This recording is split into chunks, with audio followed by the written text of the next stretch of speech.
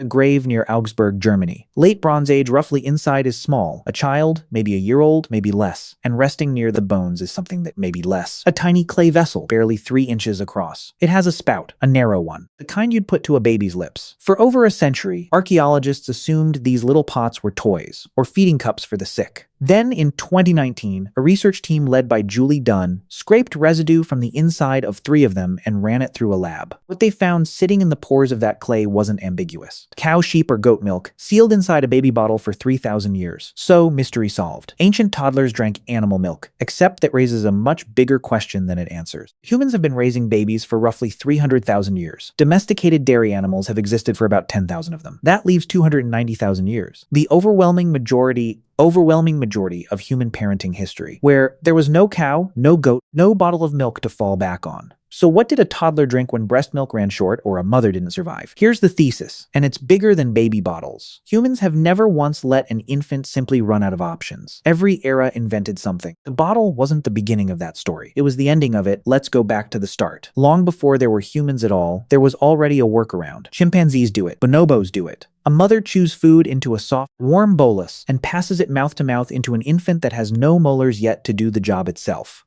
And cross-cultural surveys have found it on every inhabited continent, in societies that never had contact with each other. It isn't a cultural quirk. It's closer to a piece of the parenting behavior of great apes millions of years before the word parent meant anything. Now fast forward to the Neanderthals, but close enough that their teeth can still talk to us. At a site called Payer, in France, a Neanderthal molar sat in the ground for teeth grow the way trees do, in layers, day by day, and locked into those layers is a chemical called barium, which spikes during breastfeeding and drops the moment solid food gets introduced. Researchers read that molar around 9 months old. At another site, Skladina Cave in Belgium, a Neanderthal juvenile's tooth, about 100,000 years old, told an even stranger story. This one nursed exclusively for 7 months in a mixed diet. Then at around 14 months, the barium signal doesn't taper off gradually. It falls off a cliff. Something ended that nursing relationship abruptly. Maybe illness, maybe separation, maybe worse. We don't know. But we know that whatever happened, that child needed food that wasn't milk and needed it immediately. Think about that for a second. 250,000 years apart, 2 different children, 2 different emergencies. And in both cases, someone found a way to keep them fed. That someone found a way is doing a lot of work in this story. So let's make it specific. By the time modern humans, the improvisation getting more sophisticated. Around 8,000 years ago at a Neolithic site called Grad Starčevo in Serbia, archaeologists uncovered small spoons carved out of cattle bone, worn smooth from use. On some of them, tiny indentations, teeth marks, not adult teeth, and infants. That's not a coincidence. That's a tool. Someone in that community sat down and thought,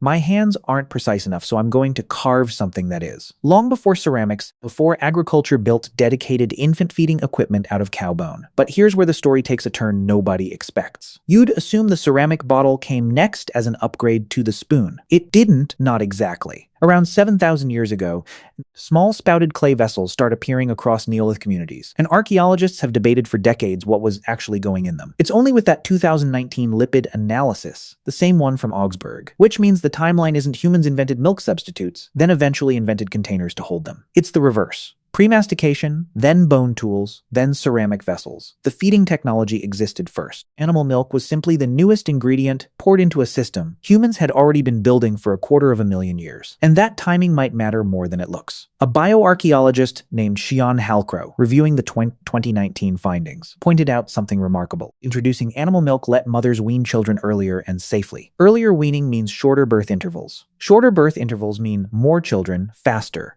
Some researchers now connect this directly to the population boom that defined the Neolithic era. In other words, a baby bottle may have quietly helped launch the beginnings of civilization's first population explosion. We spend a lot of energy today comparing bottle to breast, formula to milk, like it's a modern dilemma invented by pediatricians and parenting blogs. It isn't. Somewhere right now sterilizing a bottle for the 40th time this week is doing something a Neanderthal mother, a Neolithic craftsman, and a Bronze Age potter were all quietly doing too. Rewind all the way back. Yeah, same problem, basically forever. So rewind 300,000 years of premastication passed down from ape ancestors we don't even share a language with. A Neanderthal child at Payer getting solid food at 9 months. 100,000 years ago, a Skladisa child abruptly weaned. 8,000 years ago, a carved bone spoon in Serbia with a baby's own teeth marks pressed into it. 7,000 years ago, the first spouted clay vessels appearing in Neolithic Europe. 3,000 years ago, that same design finally confirmed chemically, buried gently beside a child in a grave near Augsburg. Picture that potter again,